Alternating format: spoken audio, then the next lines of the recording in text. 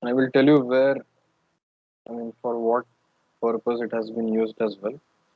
So this is what I had already shown in the very beginning. So this PDMS device is used to transport a continuous phase and a dispersed phase, and we have a T junction as shown over here. So this and this are the inlets. This is a secondary inlet if required. If it is not required, you can simply connect it but don't make a flow through it. And the droplets are generated in this section. The droplets are generated over here, and this is where we collect it. And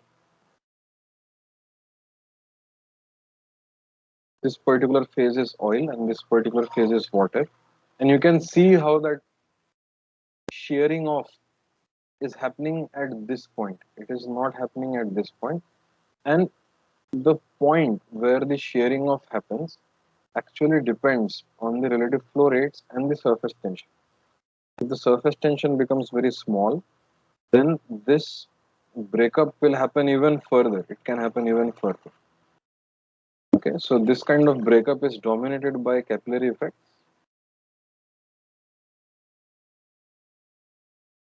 viscous effects, and inertia effects.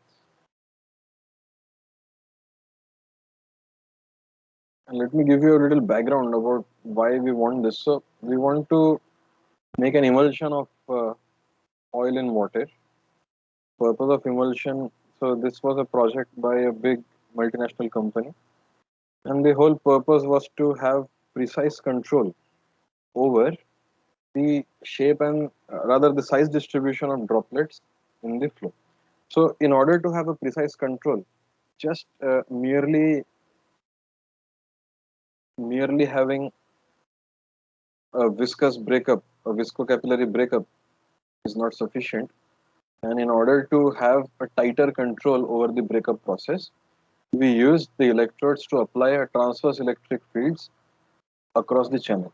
With the help of that, we are able to have a much tighter, a much finer control over the generation process. This is how it works.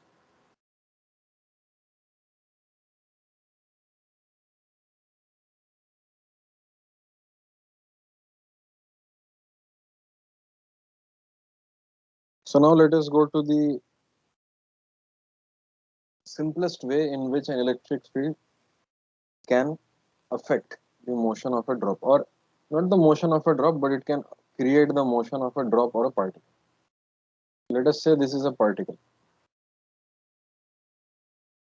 or in fact, before even going into those mechanisms, we will first discuss the fundamental physics behind the force acting on a body due to electric field. So this follows from theory of polarization, which you might have studied in your class 11 or 12. So if you have an object which has a charge density rho el,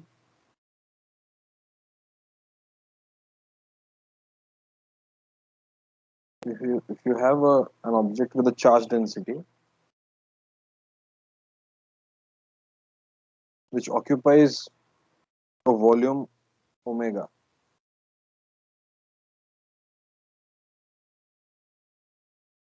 and this volume is centered around the point r naught in space. So you have a point r naught, you have a volume, and this volume has a charge density rho el. Okay, so if an external electric field E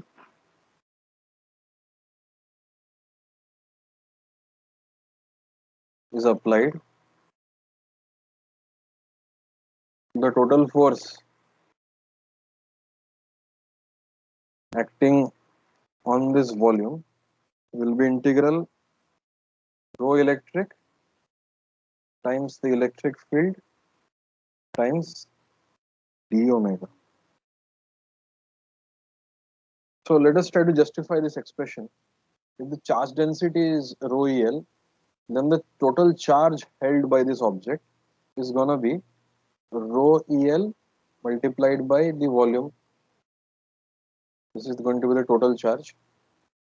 But rho el, if it is constant, only then this will be the expression.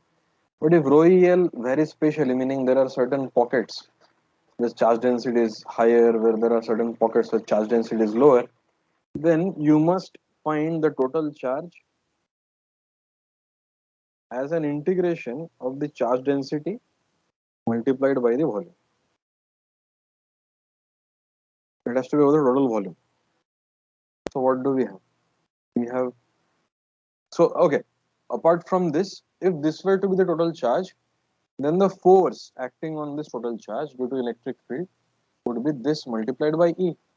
Because for a particle, for a point size particle of which has a charge Q, the force acting on this charge when it is put in an electric field E, so the force will be equal to Q times E. So by the same logic, the force acting on a small volume which has a volume d omega or d omega will be the charge held by this small volume multiplied by the electric field. Now some of you must be thinking, why do I need this integration? Can I not simply do it like this? And the fact of the matter is the electric field can vary spatially, meaning not only is the charge density variable, but the electric field is also variable. The electric field at this charge density point may be different. The electric field at this charge density point may be different. Okay, so because we have to account for the fact that throughout the volume, neither is the electric field constant nor is the charge density constant, we must put everything under an integration sign. I hope that is clear. All right. So now let us make use of this expression to further carry out any simplifications that we may have. Now the force in, say, the x direction will be equal to the integration of the charge density times, so the charge density is now dependent on the location where that differential volume is. So in this case, if this is the differential volume, this is the differential volume. Now I must write down that the rho is a function of this location. So rho with respect to the absolute origin will be R naught plus R.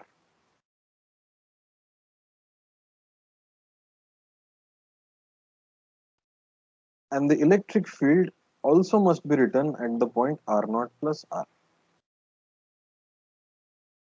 But now the electric field will not be the electric field, it will be only the x component of the electric field. Because we are dealing with the force acting in the x direction, this must also be the x component of the electric field. And this is integrated over the entire volume. Now let us make use, and we have already done something like this. We will make use of the Taylor series expansion to write down the electric field at that point. So it will be integral rho EL at R naught plus R times now the E at R naught plus R. So R naught can be like the centroid of this entire object, but R naught is any general point. So E in the x direction, the electric field in the x direction at R naught plus R may be represented as the electric field in the x direction at R naught plus del electric field del x times x plus del electric field in x direction del y times y plus del electric field z del z times z, where x, y, z are simply the three components of the vector r.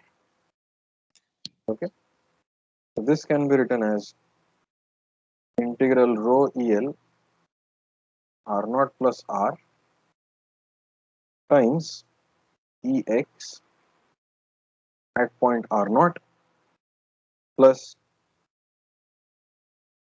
ri del ex over del ri, where I will be summed over 1 to 3. So when I say ri, let me just tell you about this notation. Ri has three components. If I equal to 1, it will be R1, I equal to 2, it will be R2, I equal to 3, it will be R3. And this is just a stand-in for X, Y, Z. And this kind of notation is known as the index notation. This kind of notation is known as the index notation, and it's simply meant to create less paperwork when you're actually doing this. So now let us simplify this expression further. So this will be rho EL times EX at R naught. This will be one term plus dV d omega plus integral rho EL R naught plus R times Ri del EI del EX del Ri. Now, because E has been represented only at a certain point in the domain, it does not spatially vary. This does not spatially vary.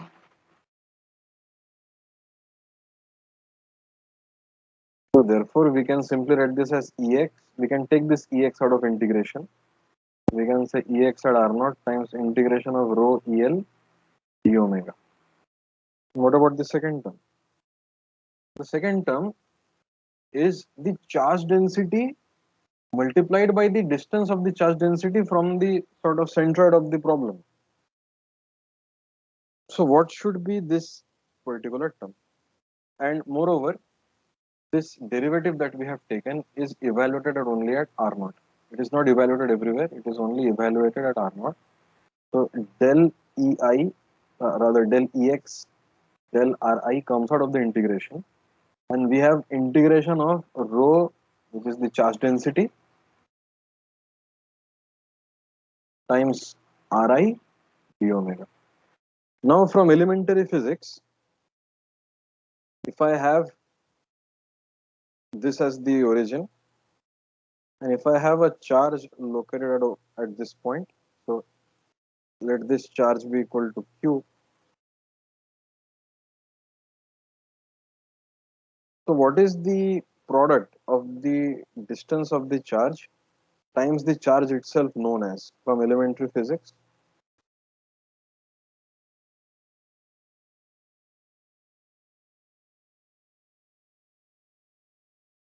What is this quantity from elementary physics?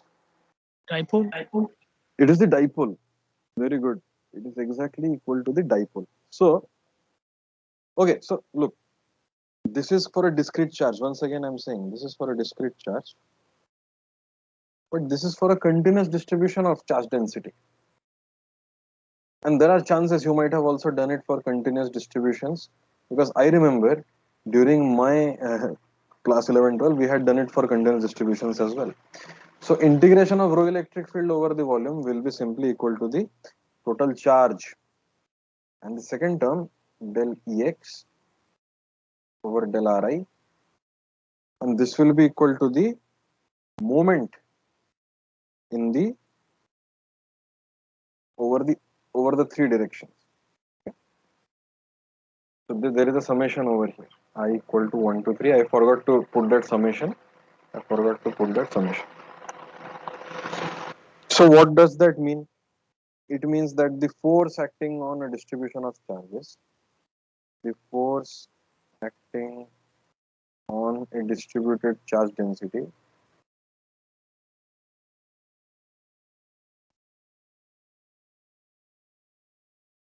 is due to two things. The first thing is the total charge of the system multiplied by the electric field acting on the centroid, and the second term is the gradient of each of the electric fields.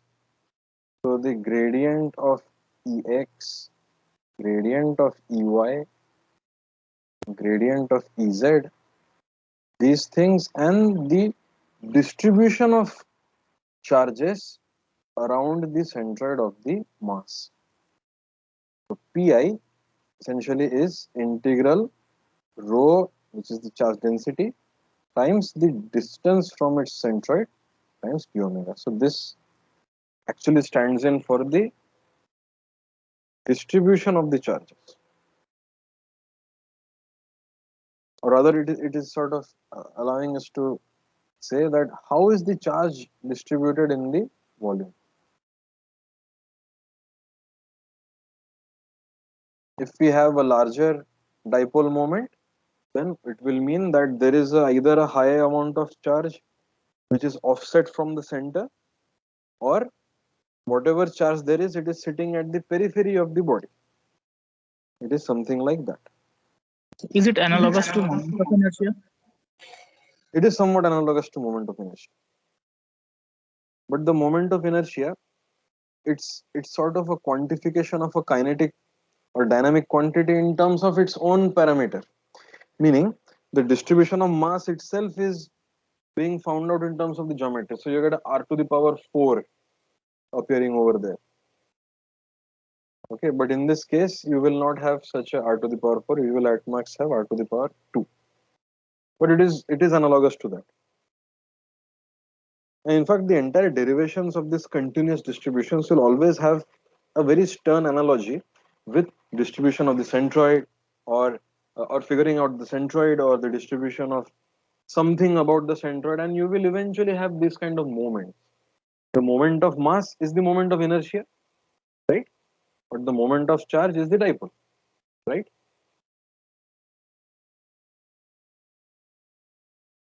Right. So it's a good way of thinking about it like that. All right. So now we have understood that the there are two terms which contribute to the so the electric field itself gives rise to a force, but the gradient of the electric field components also gives rise to a force. So let us put forward a even simpler example. Okay, a simpler example is the force acting on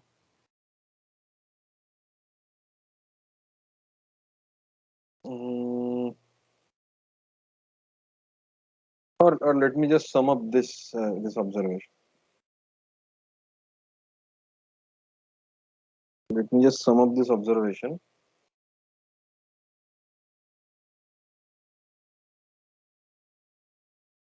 that, I mean, it does involve a bit of electrostatics, but you don't need to know that right now.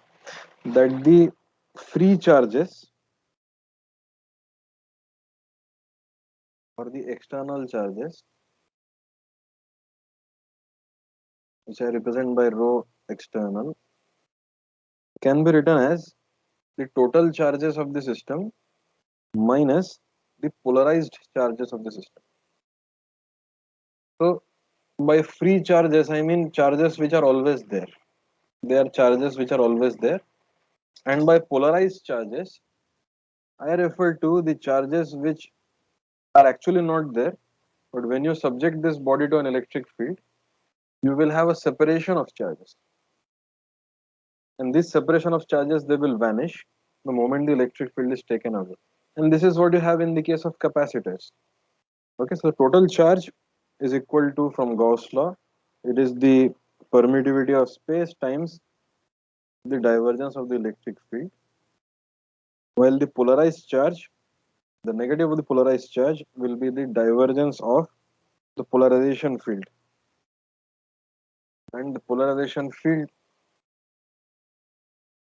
so when we combine these two, it becomes the divergence of epsilon naught times E plus the polarization field, and this particular field is called as the displacement field. This particular field is called as a displacement field. So now, first of all, I mean, why are we even bothered with all this? I mean, what does all of this have to do with microfluidics? Suddenly you were generating droplets, now you say that I need to know this. Because once you have flows of aqueous solutions, so aqueous solutions are comprised of charges. So suppose you make an aqueous solution of potassium chloride. So potassium chloride will dissociate into K plus and Cl minus.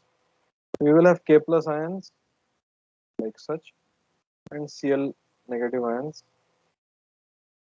And once you want to find out the force acting on such kinds of entities, you must then revert back to the basics of why space charges are affected by electric fields. So broadly speaking, when distribution of charges in a fluid cause flow, the phenomenon is known as electrokinetics.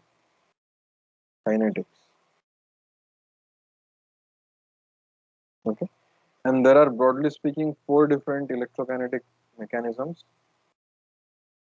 The first one is electrophoresis.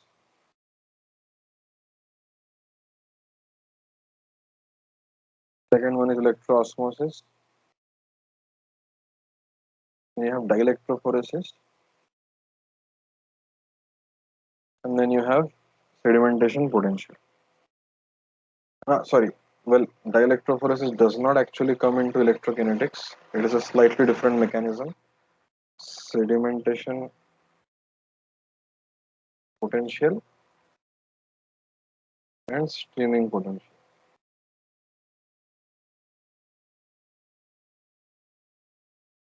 Now let us And quickly all look at these phenomena are happening in micro length scale, or it. It is manifested solely at the microscopic scale, because at the microscopic scale, the essential physics would be suppressed so much. The physics behind electrokinetics would be suppressed to such a high degree that you will never be able to see the effect. okay. So now let us start with the simplest principle of electrophoresis.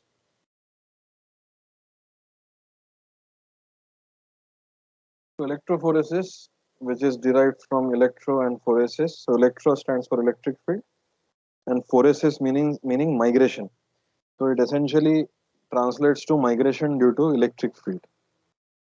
Okay, so now let us consider the simplest case. You have a particle of diameter A and a charge held by the particle is Z times E. So E is the protonic charge. So the value of E is 1.6 10 to the power minus 19 coulomb. Okay, so it is this particle is holding this much charge, and this particle need not be even a particle. It could be like a ion. It could be a potassium ion. So a potassium ion will hold only one E. It will hold exactly 1.6 10 to the power minus 19 coulomb. Okay. So now when we subject this particle to an electric field in the x direction.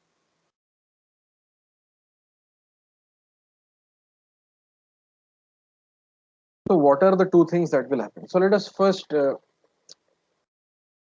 note down the entire problem in its entirety. So you have a particle which is subjected to electric field, but this particle is actually in a fluid. This particle is actually a fluid. It is not a particle in space, in free space. It is in a polar medium like water. And these things do matter because water also has a dipole nature. Subjecting things to electric fields in water is not that straightforward as you may think it is. The water dipoles may reorient themselves, and because of that, there might be a host of different physical occurrences. Well, regardless of that, if it is acted upon by a electric field E, what is the electrical force acting on the body. It will be the total charge of the body, which is ZE, times the electric field E. But if this is the only force acting on the body, what will happen? So the rate of change of momentum of the particle will be equal to this electric force. And so if there is only one electric force, this particle will keep moving with a very, it will keep accelerating. The particle will never reach any terminal velocity. So now from experiments and all, we know that there is a certain terminal velocity. So there must be some kind of opposing force on the moving charge which causes it to be in equilibrium and not accelerate indefinitely. What do you think is the force that causes the generation of the terminal velocity?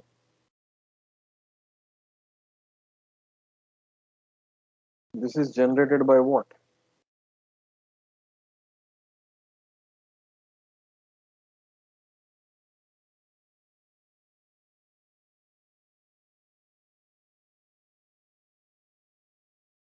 Anyone?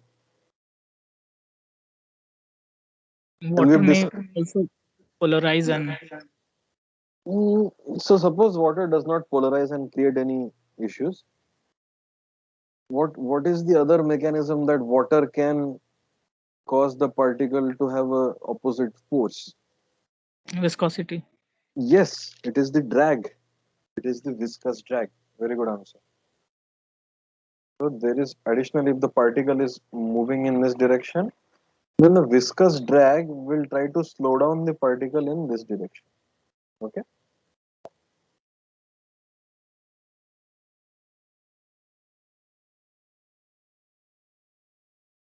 So from the elementary fluid mechanics, the viscous drag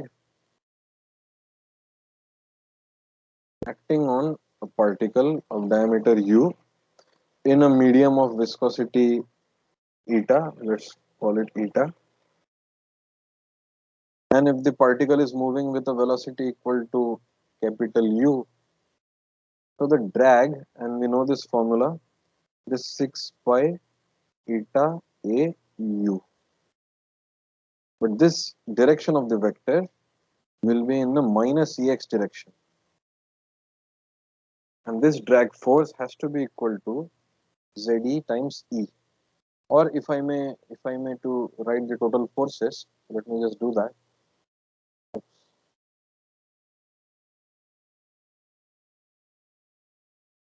So the total forces,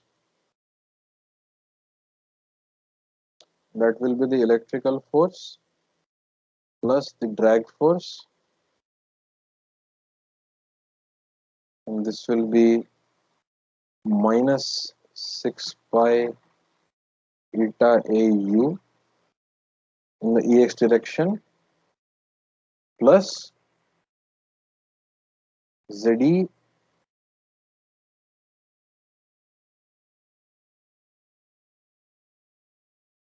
times,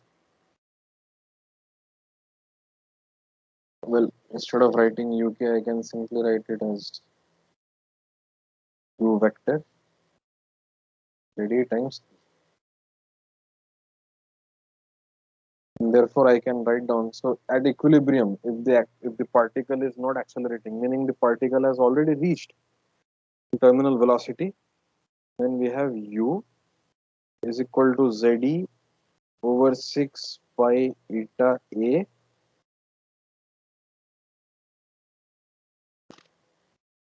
times the electric field. This is the expression for the u. So this is the terminal velocity of electrophoresis of a particle.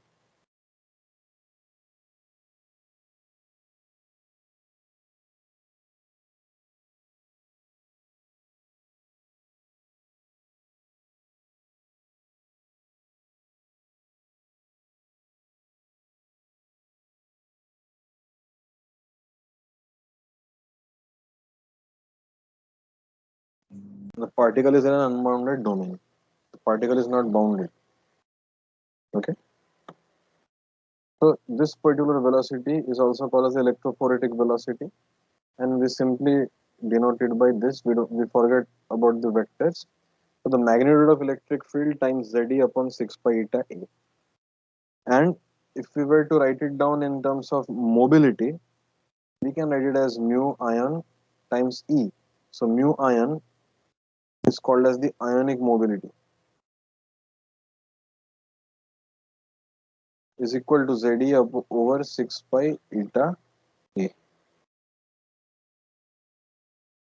And it is quite surprising that, so look, this formula that we obtained, that is obtained solely from continuum theories. Do you agree with me that there is absolutely no way we have accounted for the particle nature, and this is like as if a sphere moving in a liquid that we calculate in continuum scale, like in normal fluid mechanics. But what the fundamental thing is that even with this velocity, the agreement with experimental observations of mobilities of ions,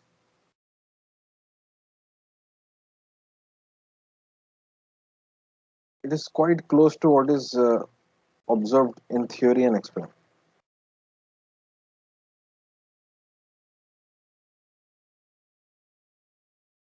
So let me tabulate certain values.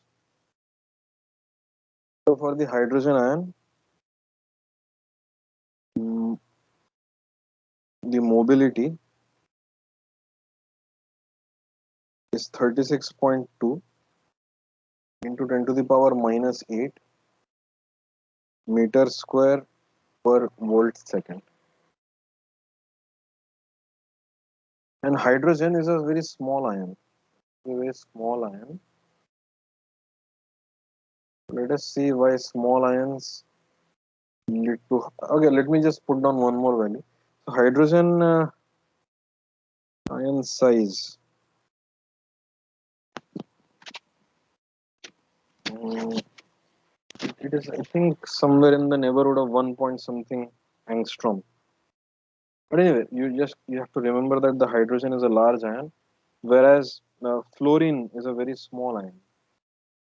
So the mobility of fluorine is only 5.7 into the power minus 8 meter square per volt second.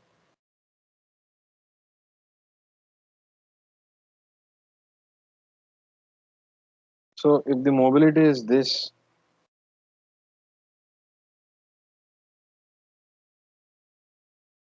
and the electric field is 100 volts per centimeter,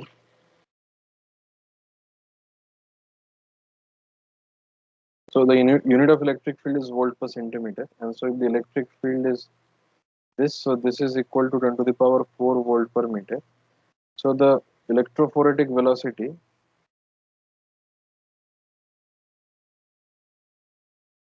is going to be 36.2 10 to the power minus 8 meter square per volt second times 10 to the power 4 volt per meter. Volt cancels out, meter cancels out.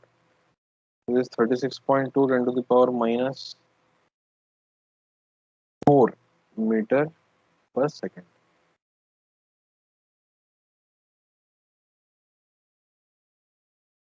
So this is going to be the velocity. So what is this? This is 3.62 mm per second. So in 1 second it moves 3.62 mm. So that's not small. At the downright angstrom scale, this is really moving. In 1 second, it is crossing 10 to the power minus 3 meter, but its original size is only maybe 10 to the power minus 10 meter.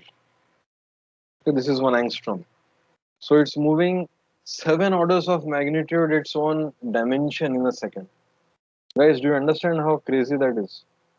It's like your Maruti 800 moving at 70 times its length. So how long is your Maruti 800? I mean, I don't know if any one of you has a Maruti 800, but say 2.5 meter, 3 meter long. Maybe I'm underselling it, maybe 5 meters. So 5 times 70, 350 meters per second, you're moving at that, something like that. So that's a very high velocity for a very small particle. Okay. Right. So it's quite bizarre. I mean, at the micro scale. And now you may ask, why do I need to bother with electrophoretic velocity in the first place? Because when you're working with lithium ion or hydrogen fuel cells, so you have an electrode which generates the hydrogen ion, then you have a proton exchange membrane, and then you have some cathode. So literally, you have a voltage across this, and literally an ion has to go over this distance. And when the ion actually goes across the membrane to the other electrode, then it can exchange charge and create something useful.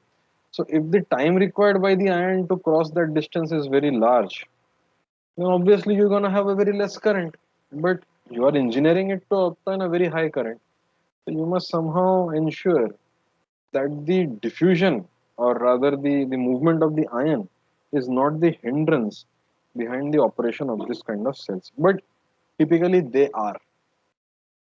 The processes become limited by how fast ion can go. Like you have a battery. This kind of physics goes on everywhere, guys. It's not just guys and gals, whatever. So if you have an electrode like this in your common cell, literally an ion has to go from the inner graphite rod to the outer zinc plate. Only then the electron transfer will happen, which will go through the circuit to some light bulb or whatever. I mean, whatever you're driving. Okay, literally has to go from here to the graphite rod. So now that charge that is developed is solely because of the internal motion of the ions. So that is why if the ions can only go so fast, guys, now something tricky I'm gonna ask you. If the ionic velocity, meaning the velocity of the ion, is u EP, electrophoretic, what is the flux of the ions? What is flux of ions? It is gonna be UEP multiplied by the area, right, through which it is going. So what is the current carried by this flux? What is the electrical current carried by this flux? Look, this in this example, this particle had a charge of Z times E. If the flux of that particle is U electrophoretic, meaning the electrophoretic velocity times the area, how much current is that flux carrying? Anyone? How much flux is that, or rather, how much current is that flux carrying? It will be simply this multiplied by the charge. So now if you have thousands of ions crossing it, crossing the paper barrier and going from graphite to zinc, then how much current will you have? You will multiply this by 1000. So you will only transfer this much amount of current in your battery. So battery max current is only this much. Unless you increase the velocity of the ions, or you increase the area of the electrode, or you increase the number of ions that are going, you cannot increase the current. That is why every battery has an ampere hour rating, ampere hour, that it can sustain those many amperes over 1 hour. Guys, is whatever I saying making any sense, or am I just speaking complete nonsense? Someone please. You can only have certain amount of current densities in your systems. You cannot expect to have infinite amount of current. Is it fine? Yes, sir. Only Ravikant has answered. Sumati, are you following? Or Motusi? Madhu? Anyone else except from Ravikant? So Preeti is asking, does similar thing work in solar panel too? And the answer is surprisingly yes. So is Preeti, Are you? Do you still have that question? I can answer it for you. Yes, sir. So, unlike the transfer of ions, which cause a current in the case of liquid systems, in electrolytic systems, in solar panels, it is decided by something called as the drift velocity of an electron.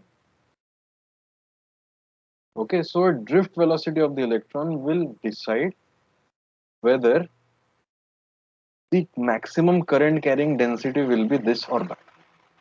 So there are again two ideas.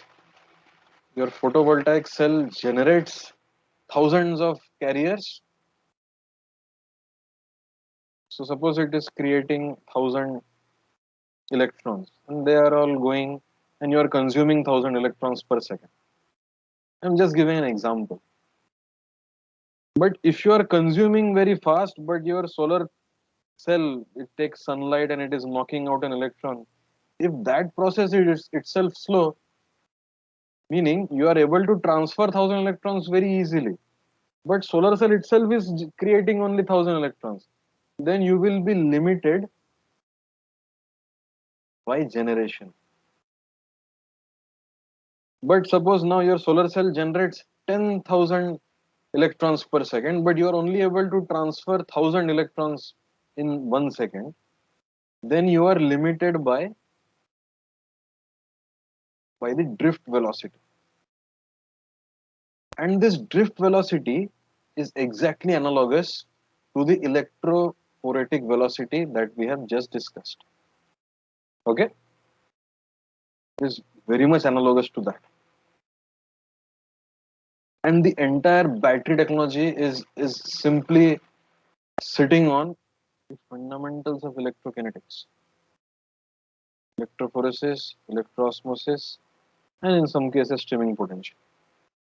Not just this, it also depends on the physics of interfaces between the electrode and, so you have the electrode material. So suppose this is graphite. Do you think that the ion will simply move with the electrophoretic velocity, come to this point, and it will accept an electron from the graphite? Suppose this is the cathode. So at the electrode, the ion, so suppose this is Cu2 plus, this is copper ion. Copper ion will slowly move towards this electrode. It will accept two negative, that is two electrons. So what will happen when it accepts two electrons? It will deposit as copper. So it will create a copper layer, right? And this is what goes on in copper plating. So do you think this transfer is instantaneous? And the answer is not at all. This transfer also takes time. This transfer also requires a certain conditions for the transfer of electrons to be spontaneous. So a lot of physics goes on behind all the processes in which electric fields are playing a vital role. Okay. Now let us move on to the very pivotal idea behind the all the things that I've just shown, and that is called as the Debye layer. And the idea is very simple. The idea of the Debye layer is rather simple, but you just need to first understand the concept. The mathematics can always follow. You must first uh, get a grasp of what the actual thing is going on. Now imagine you have a surface like this. This could be an electrode surface. This could be a glass surface. This could be electrode. It could be graphite, glass, silicon, whatever. It is a surface. Now, on top of this surface, you have the electrolyte. You have an electrolyte where you have positive ions and negative ions. So something like HCl.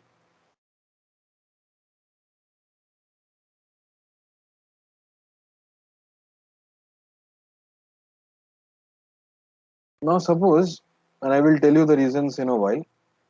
This surface acquires a net positive charge by some mechanism which is not important for us to know at this moment. This surface holds a positive charge. And the most easy way of causing this electrode to be positive charge is to connect it to a battery, the positive end of a battery. And with the help of that, you will have converted this entire surface, which could be an electrode or a glass, silicon, whatever it is, into a surface which holds a positive charge. And apart from this, suppose there is some layer on top which prevents electron transfer between the electrode and the ion. There is some mechanism which is preventing. So there can be a variety of mechanisms. You can coat it with a thin layer of plastic or something non-conductive, but essentially the ions are able to feel the effect of the positively charged surface. Okay, they are able to feel the influence of the positively charged surface. What will happen when the electrolyte ions, when the electrolyte ions, they see the charged surface? What will happen when they will see the charged surface? Very elementary physics. You can tell your answer, nothing wrong. Very elementary answers are required to answer whatever I'm asking. When the ions will see the charged surface, what will happen? They may stick. Pardon me?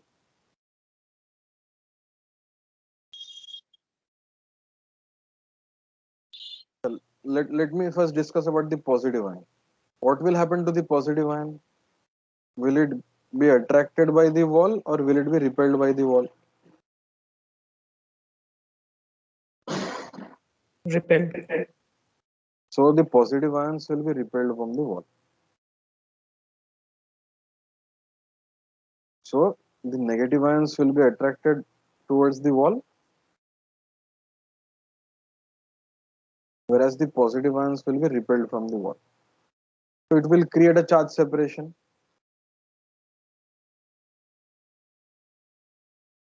So uh, suppose I had 10 molecules of KCl, meaning there are 10 negatively charged ions like this. How many have I drawn? One more. And the others are repelled.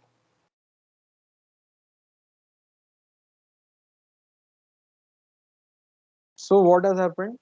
Whatever 10 molecules there, they have dissociated and come to the wall. So this was the original thought process that went on behind the original hypothesis by Helmholtz. And this one is called as a molecular capacitor model. It's called as the molecular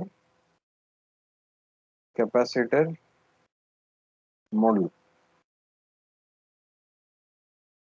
Why is it called as a capacitor? Because very much like a capacitor, you have one layer which is positively charged, one layer which is negatively charged, right? But it was soon realized through experiments that this is not what is going to happen,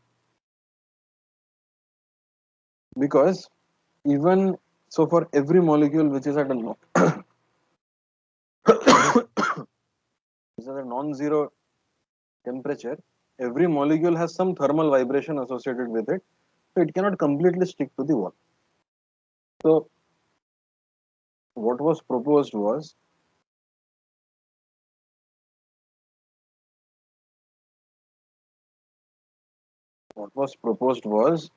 near the wall there will be an excess negative charges, no doubt, but there will be some positive charges as well. but there will still be an excess negative charge. And away from the liquid, there will be equal number of positive and negative charge. Now, if we focus our attention, so this is bulk. What happens in the bulk? The amount of positive and negative charges are exactly equal, because the bulk sort of does not see the charge surface. Okay, it does not see the charge surface. So if I were to imagine a control volume like this, which is not at the bulk, but it is encompassing the ions near the surface, what should be the total charge of this dotted volume? What charge does it contain relative to the charge at the surface? Meaning, if I consider this length is L, how much charge should be there in the, or what should be the relationship between the charge held by the red surface and the charge in the surface?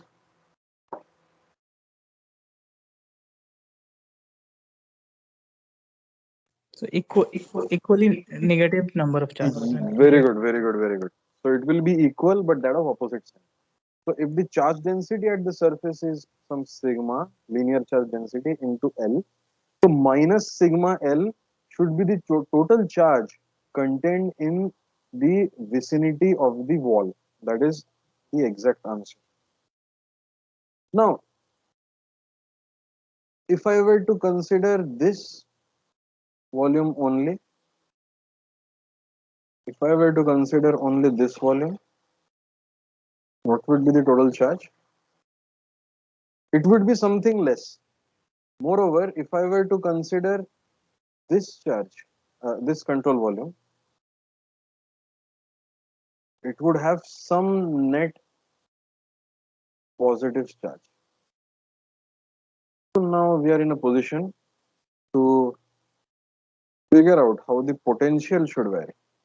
Now we know that the divergence of the electric field is equal to the charge enclosed by the volume divided by the permittivity.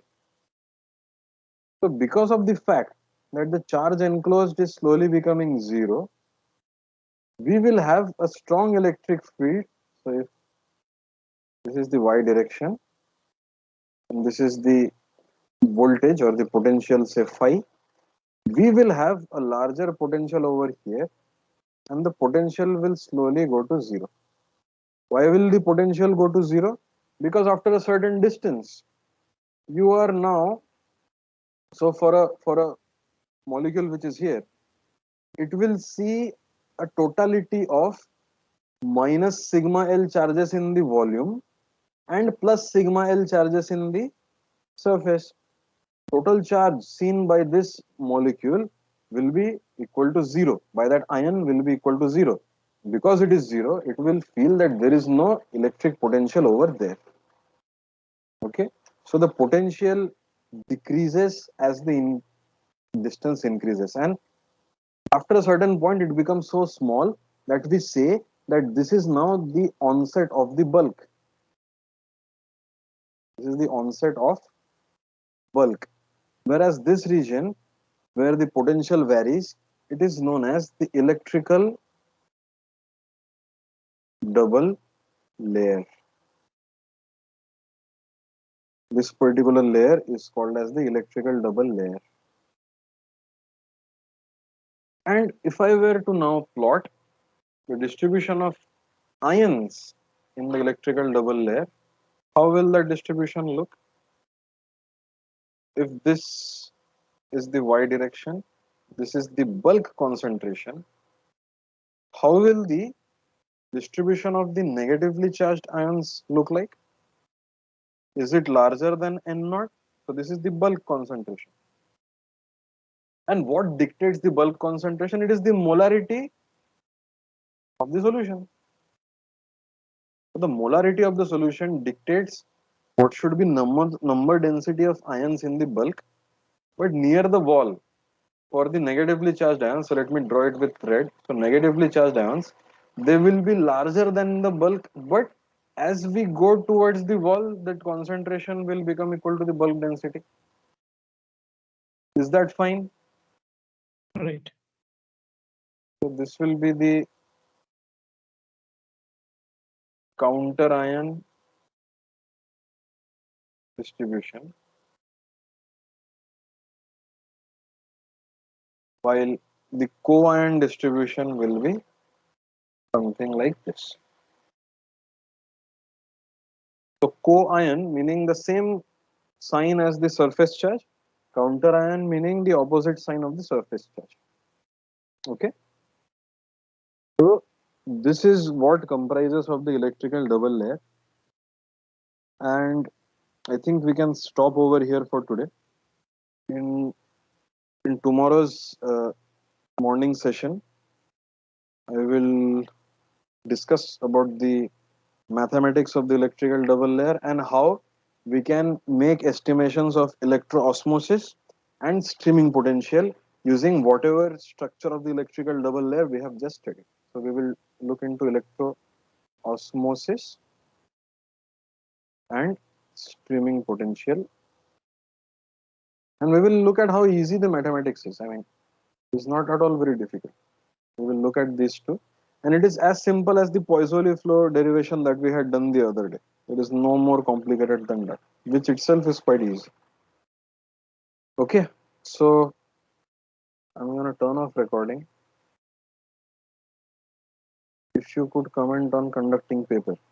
So the conducting paper is at a length scale which is much larger than the ions. So what happens is, conducting paper, when this, so first of all, conducting paper does not hold charges.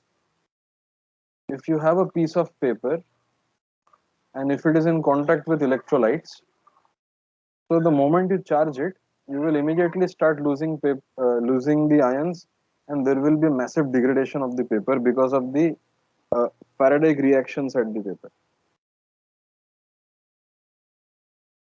The Faraday reactions will very quickly start to degrade the quality of the paper, and in some of our works, in one of our works pertaining to bacteria cells, we actually came up with a bacteria battery, and in that actually we did use paper coated with graphite, and that paper has received a lot of citations as well. If you want, I can share that paper with you. I think you will like it. Graphite also works. Anyone wants to ask? So this is day 4 session 3. So today we learned a lot of concepts, looked into a lot of mathematics. In the second session, you might have looked into a lot of industrial applications and diagnostics and all these things. Let me stop recording over here.